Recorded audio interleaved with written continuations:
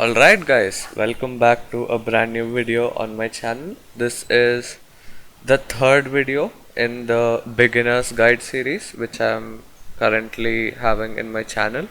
If you guys want to follow along, make sure you guys do see the first two videos if you are a beginner and then head over to this video. This entire beginner guide is meant for complete beginners who haven't used Unreal Engine that much and want to learn how to use it. Okay, so let's get started with today's video where we'll be talking about variables. Okay guys, so I am in the event graph of the event test actor that we created in the previous video. So before we get started and talk about variables, the various types, and yes, we will be having a separate video for each type, and then we will also be comparing some of the types which may be a bit confusing. For example, fname versus fstring versus ftext, or in blueprints you would say text versus string versus name. We'll be covering all those topics.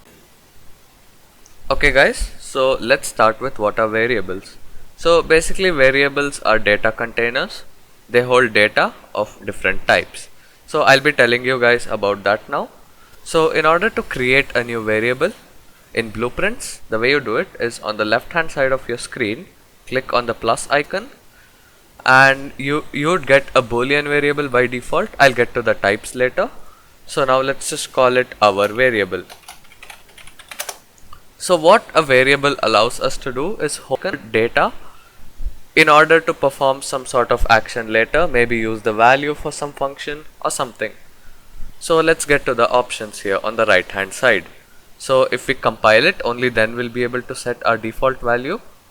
So now if we go ahead and look over into the options now, so the first option is our variable name, and that's pretty self-explanatory. You can change the variable name.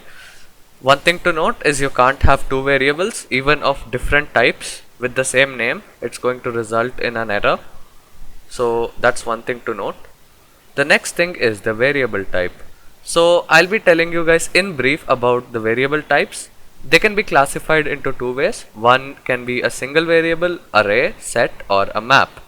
The other way you can classify them is by the type of data they hold, whether it's a numerical value or whether they hold true or false, or whether they hold a sequence of characters. Depending on that, you can classify them into boolean, byte, integer, int64, float, double, name, string, text, vector, rotator, transform, and you have all the various user defined and structures which are defined within the engine, as well as we have enumerations as well as object types. We'll be getting into each one of these in detail later, but now I'll just briefly explain them. So boolean is basically a variable type which can hold a true or a false. So in the default value, if I check this, it's set to true. So now if I just go ahead and if I just print the string, and if I go ahead and press play, see, it prints true. So that's pretty much what a boolean is. It just holds a true or a false. So in the next video we'll be talking about the operations you can perform with booleans. So now I'll just leave that. So the next important type is integer. So byte is basically just a 8-bit number which can hold a value up to 255, because in binary 255 is 8 ones, which is the maximum value that this variable can hold. So an integer can hold any non-fractional number basically. An integer 64 is a 64-bit integer, and a float is basically a type of variable which can hold a fractional value. A double is basically the same thing but with more number of bytes. And the next three might confuse you a bit: name, string, as well as text. So the difference between these three we'll be covering in the next few videos after we discuss about these data types. So don't worry guys, I'll be covering in detail about the difference between these three. Now what's interesting is the last three. So these three are actually not single, just normal variables. These are not fundamental data types.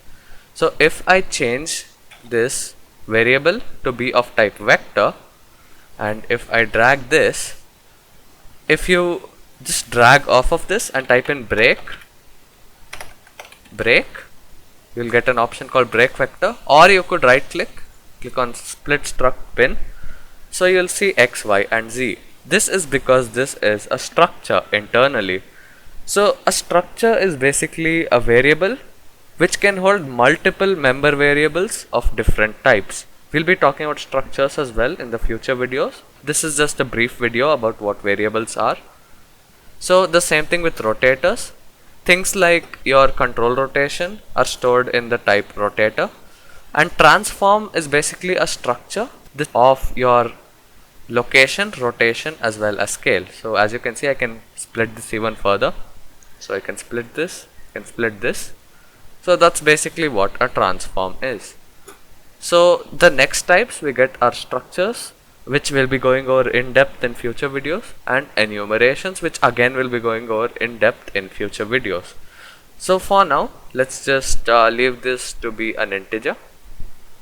Okay, let's just compile that, and let's go over all these options over here now.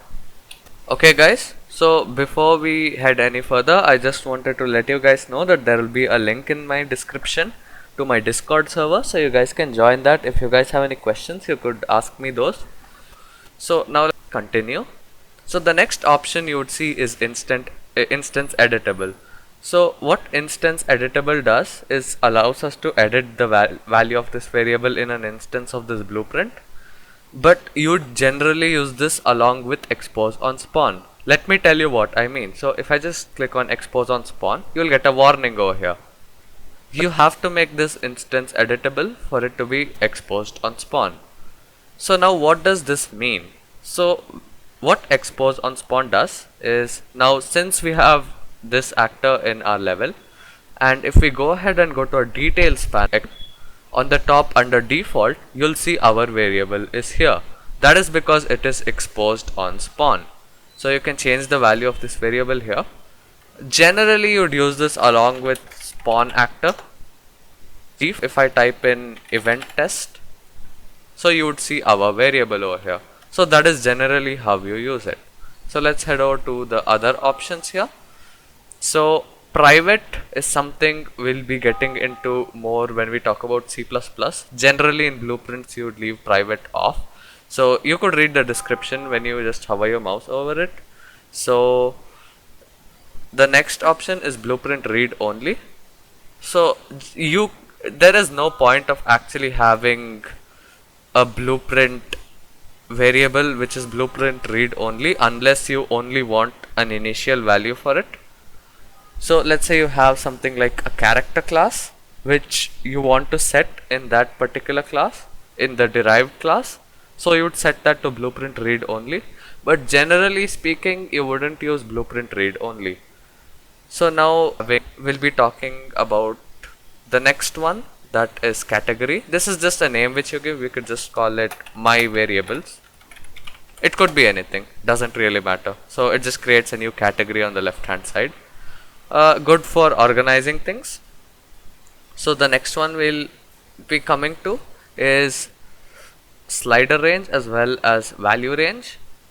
So slider range and value range basically allow you to set limits of what minimum and maximum values your variable can hold. So if I go ahead and type in these values here, click on compile again, if I just drag this down, you can see that our variable is limited to 10 because this is the slider range. This is what you can set here in the slider. However, if you type in 80, you can set the value, but if you type in 90, it's going to automatically set itself to 80. So this is just generally useful to set a limit to value. So let's say you have a health variable, so you'd set the slider range from 0 to 100 and the value range from 0 to 100. So that's pretty handy. So you could just slide it. So it's pretty easy to set. So the next two aren't really that important. We'll be covering about that later. Now the next thing we'll be covering is replication. So again, I'll be talking in depth about these in the multiplier course, but put it simply, if a variable is marked as replicated and it is set on the server, which I will be getting to in the multiplayer series. So don't worry about that, guys. So this is basically for multiplayer. So if this variable is marked as replicated and then set on the server, the value of this variable will be copied over to all the other clients in the match. And it's similar with rep notify, but what rep notify does is it creates a function for us. So on rep, our variable, so you can perform anything on this. So this function will run on all the clients. So it's quite different from a multicast, and again, don't get confused with the terminology over here. We'll get to that later. So on rep, our variable will be called on each one of the clients. The most common use case is, let's say you kill a player. So you'd have a boolean over here. So we'll call that killed. We'll have that to rep notify. We'll set that to boolean, and then on rep killed, would set collision profile name to ragdoll. This is the common use case. Again, we'll talk about this later in the series. So set collision enabled, and for the root component of your character, you'd set it to no collision. So that's basically how you simulate ragdoll, because physics isn't replicated over the network. So that's basically it, guys. This is the basics about variables in Blueprints. So in the next video, we'll be talking about the various types of variables. We'll be getting into each one in detail, one by one. So make sure you guys are subscribed for that. I hope you guys enjoyed this video and learned something new. Thanks guys for watching, and see you next time. Goodbye.